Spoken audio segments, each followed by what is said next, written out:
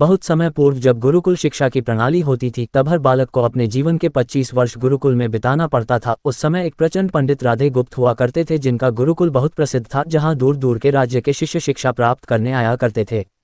बात उन दिनों की है जब राधे गुप्त की उम्र ढलने लगी थी और उसकी पत्नी का देहांत हो चुका था। घर में विवाह योग्य एक कन्या थी। राधे गुप्त को हर समय उसकी चिंता सताती रहती थी। वह उसका विवाह एक योग्य व्यक्ति से करना चाहते थे जिसके पास संपत्ति भले ना हो पर वह कर्मठ हो, जो किन्हीं भी परिस्थिति में उसकी बेटी को खुश रखे और उचित समय पर उचित निर्णय ले सके।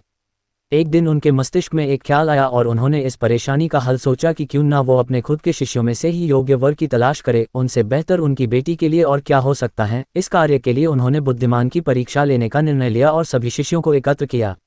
राधे गुप्त ने सभी से कहा कि वे एक परीक्षा आयोजित करना चाहते हैं जिसमें सभी की बुद्धिमानी का परिचय होगा। उन्होंने सभी से कहा कि उन्हें अपनी पुत्री के विवाह की चिंता है जिसके लिए उनके पास पर्याप्त धन नहीं है, इसलिए वे चाहते हैं कि उनके शिष्य विवाह में लगने वाली सभी सामग्री कैसे भी करके एकत्र करे। भले उसके लिए उन्हें चोरी का रास्ता चुनना पड़े, लेकिन उन्हें चोरी करता कोई भी देख ना सके। इसी एक शर्त का पालन सभी को करना है।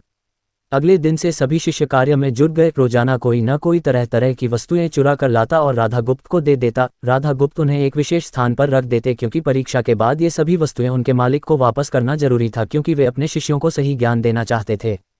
सभी शिष्य अपने अपने दिमाग से कार्य कर रहे थे, लेकिन इनमें से एक चुपचाप गुरुकुल में बैठा हुआ था जिसका नाम रामास्वामी था। वह राधा गुप्त का सबसे करीबी और होनहार छात्र था। उसे ऐसा बैठे देख राधा गुप्त ने इसका कारण पूछा। तब रामास्वामी ने बताया कि आपने परीक्षा की शर्त के रूप में कहा था कि चोरी करते वक्त इसे कोई ना देख सके। इस प्रकार अगर हम अकेले में भी चोरी करते हैं तब भी हमारी अंतरात्मा उसे देख रही है, हम खुद से उसे नहीं छिपा सकते। इसका अर्थ यही है कि चोरी करना व्यर्थ है। उसकी यह बात सुन राधा गुप्त के चेहरे पर खुशी छा जाती है। वे उसी वक्त सभी को एकत्र करते हैं और पूछते हैं कि आप सबने जो चोरी की, क्या उसे किसी ने देखा?